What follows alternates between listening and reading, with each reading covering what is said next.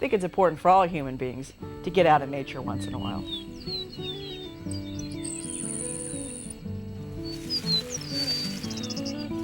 Oh, see the whitetail? We've got 1, 2, 3. But you just go, to your local park or, on a hiking trail just for a little bit and just tone down, the noise of your life and just listen to the birds. Listen to, the squirrels rustling in the leaves, smell the leaves, fall, spring, incredible, great times of year just to go for a nice walk. The nice gray winter coats blend right in with all the trees. I'm Martin McGuire. I'm a wildlife artist. I live in Bartlesville, Oklahoma. Been painting professionally about 20 years. Yeah, that's a good place to go. Jeez, I love these contrasts there of the green cedar trees. Look at that, isn't that nice? My interest has always been animals. I've never, gone astray and drawn horses, buildings, people, although, in college I did do some life drawing and did people, and now I sort of think of it as comparative anatomy. I'll compare, the way bone structure is on a human being to the way it would be on an animal when I'm understanding the way an animal's put together. But again, my interest has just always been animals, and that's what, when I'm not painting. Get some nice branches, close-up branches for birds to sit on and painting. That's what I'm watching on TV, I'm watching PBS and the Discovery Channel and Animal Planet. I'm, watching videos, I'm reading books on wildlife, and that's just always been what my interest is. And then that's what gives me the passion then to depict it in my art. You ready to go back to your cage, Linus? Let's go to the studio. Come on, Piazzi. Come on. Good bird. An artist's studio is very usually a reflection of who they are. And for me, my love of animals is very evident. I've got my little zoo in here. This is Linus, my blue and gold macaw. And we've got Zoe, the cockatoo. Piazzi, come on. Who's afraid of the camera? You're all right. That's a good girl. Yes. Oh, and of course we've got Oreo here, waiting for me to get started painting, keeping my chair warm for me. We've got my African leopard tortoise, Chewy. Chewy is leopard in Swahili. Her name is actually Chewy Poli, which is slow leopard because she's a tortoise. And then we've got another little critter down here. This is Amadeus. He's a boa constrictor. The only reason I have a glove on is because he's a very enthusiastic eater and he likes to eat mice, and he doesn't know whether I'm bringing a mouse in or my hand. So what I use these animals a lot when I'm giving talks to school children about animals and rainforest and Africa or whatever it is I'm talking about at the time. This is a wildebeest hide. I utilize hides and skulls in my work for reference and understanding the anatomy, but also for conservation purposes. People are sometimes surprised about this aspect, but certain countries, particularly Zimbabwe where I got these, to help the natives conserve wildlife, they have to understand that the animal has some value. So they're allowed to kill certain animals, a certain number of them. They eat the meat and then they sell the hides. And when people like me buy the hides, it teaches them that there's value to the animals, and then thus they're worth conserving. So I use them in my work, and then I also help preserve them in sort of a roundabout type of way. I utilize a lot of skulls and skins. This is a little taxidermy bird. This is an African bird called the crowned plover. Lots of the different skulls, an ostrich skull, kangaroo skull, a friend of mine from Australia sent me. Got a couple of geese from North America. This is a snow goose, the white one. And I've got wolf and fox pelts. Again, I use those so that I can understand the hair, the way the hair lies, the color of the fur, the texture of the fur. So I utilize those in my work as well.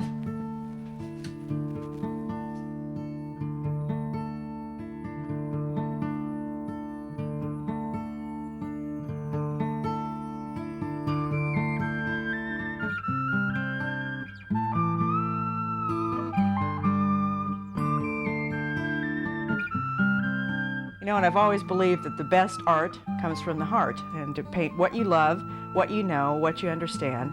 And that's one of the things that's so interesting for me, is that I wake up every morning excited. There's something else in nature that I'm going to want to depict. And it's so varied. I've never allowed myself to be put into a box. So she's a bird painter, or whatever.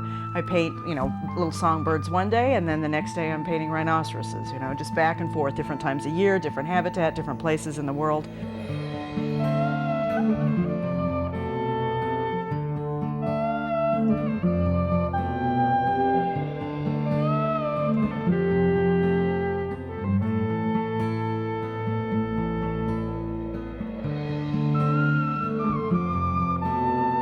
What I say is being a wildlife artist is what I am. That's what I think about all the time, with nature and wildlife as well as my art.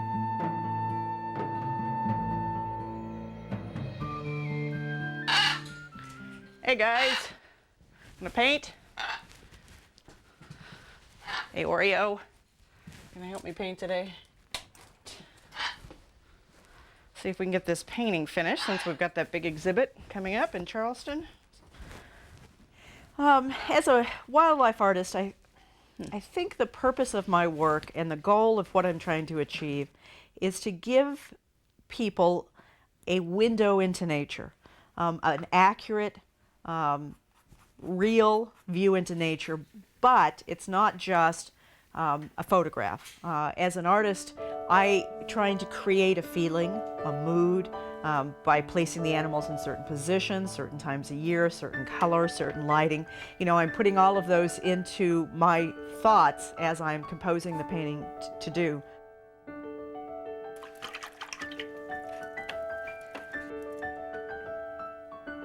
I love the textures of nature. There are some artists that are even more detailed than I am, and I admire their work. And there's some artists that are much looser than I am, and I admire their work. You're just who you are. And there are times where I think, oh, maybe I should try to loosen up my brushstrokes some. But there's the minutiae of nature, the little lichens, the little pine needles, the little, the textures of the rocks, the sponginess of the moss. I can't leave it alone.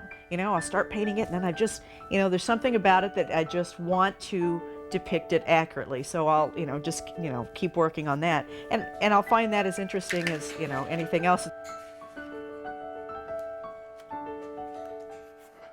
I work from a variety of photographs. These are all photos that I just took from our last trip to Africa, and we just got back a couple weeks ago.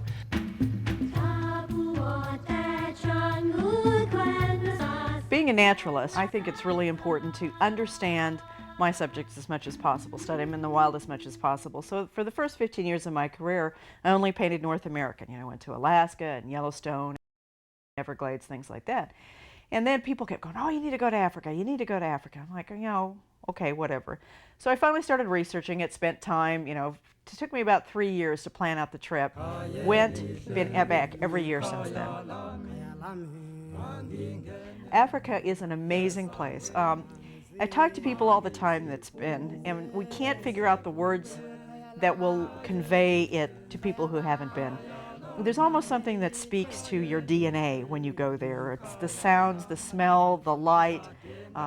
There's just something about it that you just feel like, you're comfortable there, you belong there, that you're home. The essence of field sketching is to just try to get a quick impression as quickly as possible. One of the interesting things about this being my honeymoon, it was probably my best trip to Africa yet. I've traveled to several different countries. I prefer Kenya for my purposes. There's no hunting in the country, so the animals are very acclimated to photography and sketching. As long as you're in the vehicle, they consider you as part of the environment. That's the problem. I mean, we took, both of us, took 150 rolls of film. 36 exposure each. Now, granted, I'm taking some pictures of habitat, I'm taking some branches, some rocks, whatever, but that's a lot of pictures. And so I'll just file those away, and 10 years from now I may be, pulling out some of those same ideas.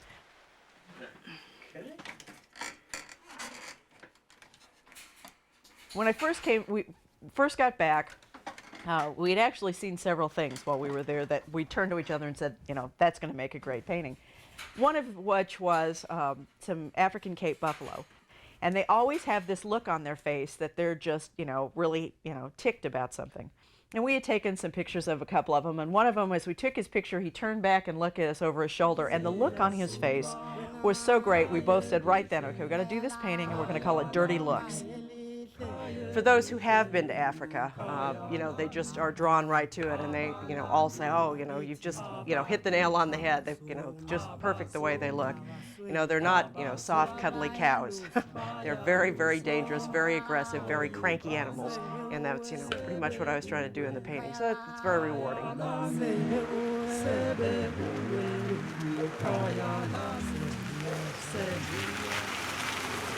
In my work, in my career, there's a lot of different paths that artists can choose and how they go about making a living with their work.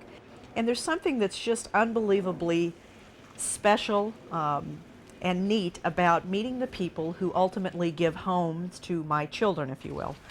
Hey! Oh, Jane. How are you? Oh, you got the book? Yeah, I got the new book. Good to see you. Yeah, it really turned out well. Well, good. I expected it would.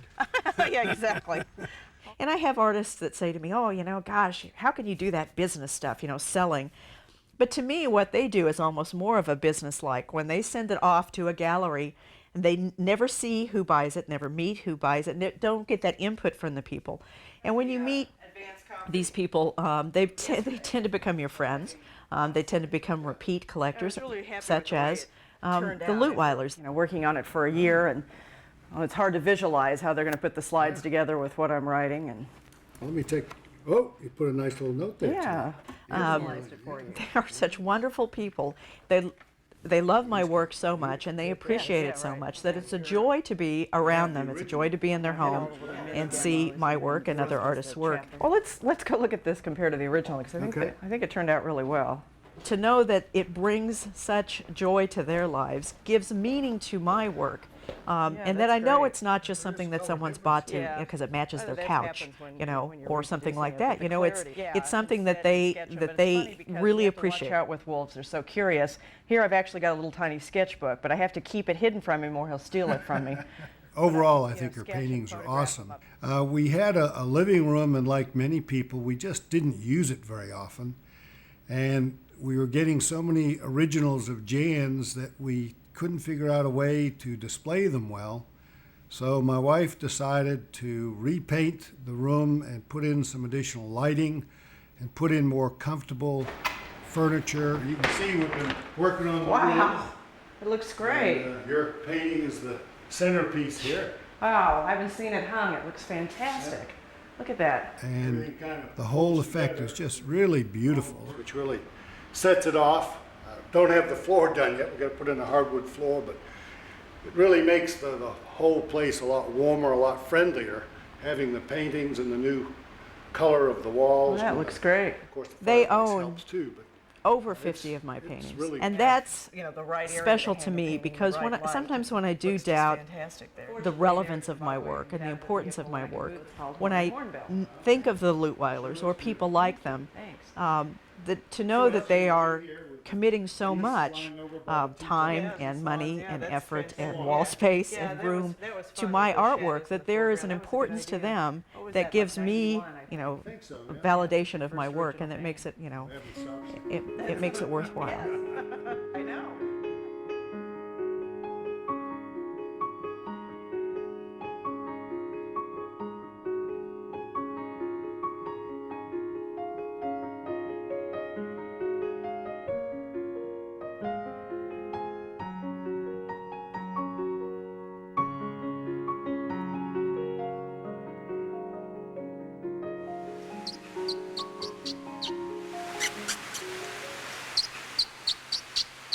Well, we're in the rainforest exhibit at the Tulsa Zoo, and this little common marmoset is being quite cooperative, one of the smallest primates. I go out in nature a lot, and even when I go, say for instance, to the rainforest, I'm experiencing the moment, I'm experiencing the habitat, but the animals are very difficult to see, very shy, very elusive, lots of thick foliage in the rainforest, so I have to utilize captive animals, such as in zoological parks. So zoos, I think, are great. I spend a lot of time in them. Now here we've got a lion-headed tamarin, another one of the little primates, extremely rare. I haven't done a lot of primates yet. You know, there's so much in nature, there's so many things I'm interested in, and I'd like to know as much as I can about my subjects before I paint them. And I haven't had an opportunity to study primates as much as I'd like, and that's something that I plan to do in the near future. It's very, very difficult work. It's very emotionally grueling work. So sometimes you'll reach a point in a painting where you just can't stand it anymore. You make it go sit in a corner, turn it backwards, sit it in the corner, and you go outside and go to the zoo, By the time you're finished walking through the zoo, watching the animals, you feel much better. You come back, you turn the painting around, and, lo and behold, looks like some little elves have painted on it. Suddenly it doesn't look so bad. You've got a better attitude, and you can get right back to work on it. She said we need to do a little bit of editing on the children's book. Oh, and I forgot to tell you, they sent the catalog. Oh. They're changing the cover to the zebra. James and I are working on a project together that's really fun. It's another thing that's nice, being able to work with your spouse and having the same interests. We're doing a children's book. It's called Friendships in Nature, and it's for very young children all the way up to a little bit older children. It's actually divided into sections. It's about symbiotic relationships, although we don't really use that term much, and that's just the way that animals and plants benefit each other in the world of nature. And it's using my art, my finished paintings. It's not done as illustrations. They're my finished, complete paintings. So I think that's important that they grow up and understand about animals and nature and wildlife.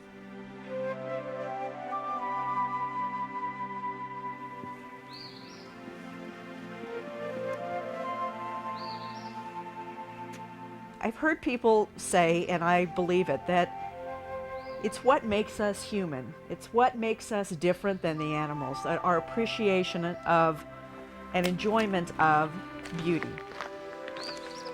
Whether it's beautiful music, whether it's a beautiful poem, whether it's a beautiful painting. It's important for me to do art that I feel proud of. I'll never just crank out junk just for the sale. I want my life to have had meaning, and in that context, that the work that I do has some importance and beauty to it, that people appreciate it, hopefully for years and years and years to come, even after I'm gone.